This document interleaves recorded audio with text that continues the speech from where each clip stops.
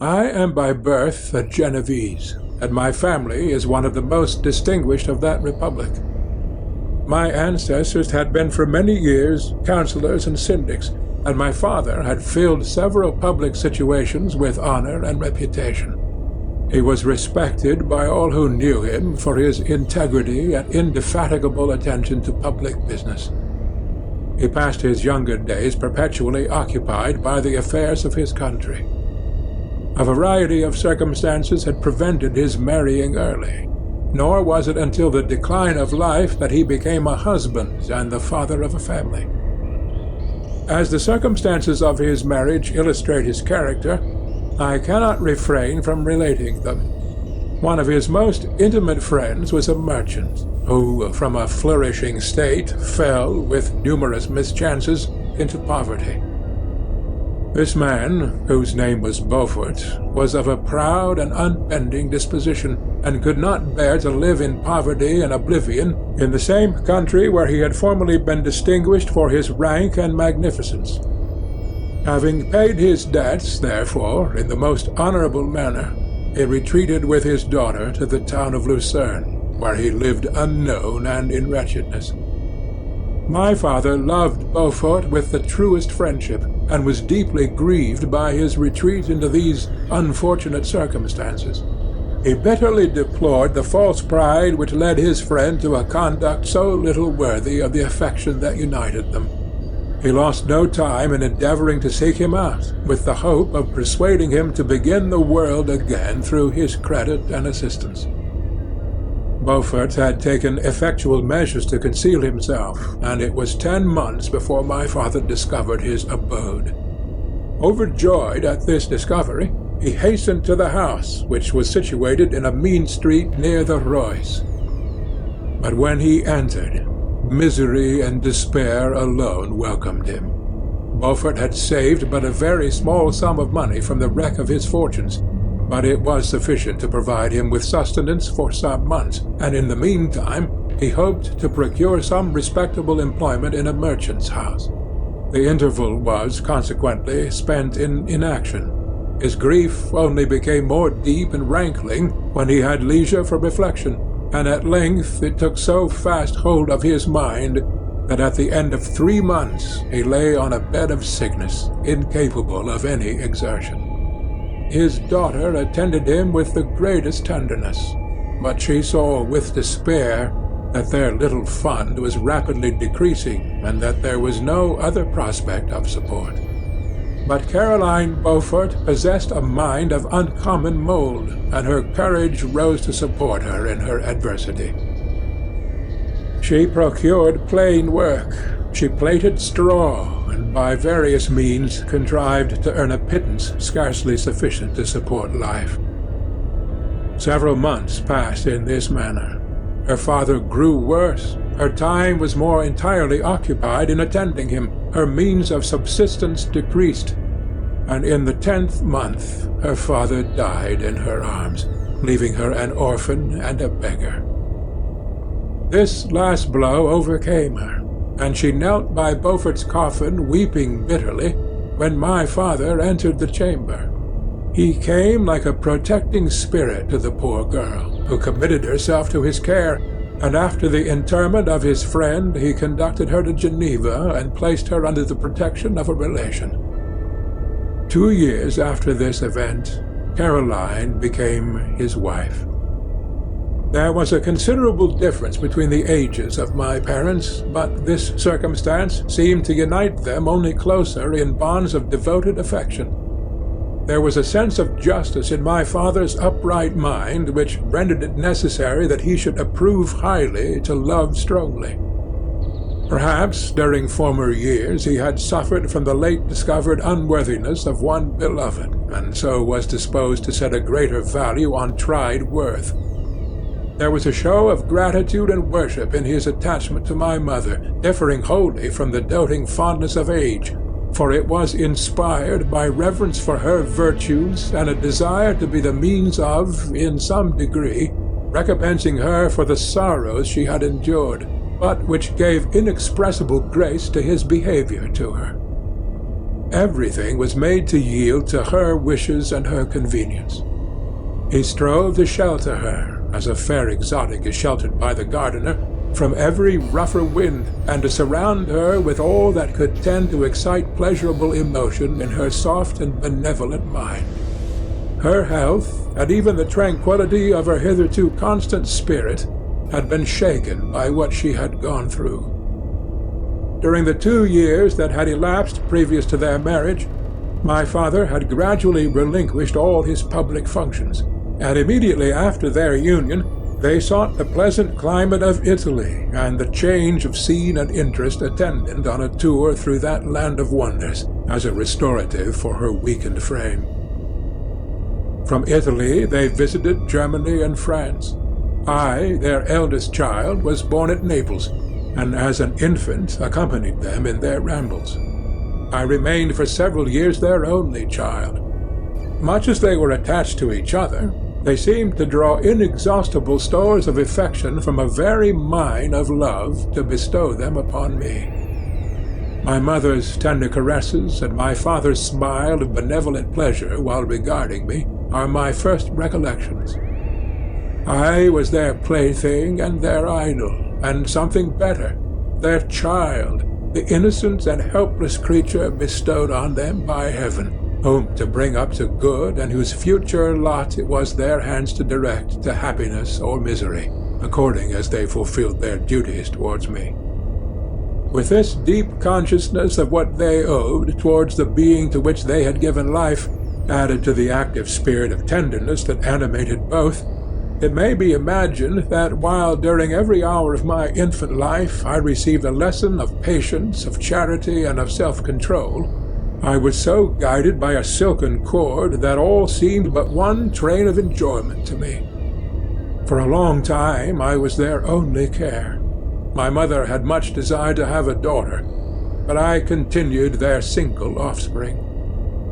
When I was about 5 years old, while making an excursion beyond the frontiers of Italy, they passed a week on the shores of the Lake of Como. Their benevolent disposition often made them enter the cottages of the poor. This, to my mother, was more than a duty. It was a necessity, a passion, remembering what she had suffered and how she had been relieved, for her to act in her turn the guardian angel to the afflicted. During one of their walks, a poor cot in the foldings of a veil attracted their notice as being singularly disconsolate, while the number of half-clothed children gathered about it spoke of penury in its worst shape.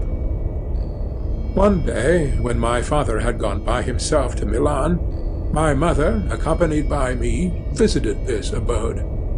She found a peasant and his wife, hard-working, bent down by care and labor, distributing a scanty meal to 5 hungry babes. Among these there was one which attracted my mother far above all the rest. She appeared of different stock. The 4 others were dark-eyed, hardy little vagrants. This child was thin and very fair. Her hair was the brightest living gold, and despite the poverty of her clothing, seemed to set a crown of distinction on her head.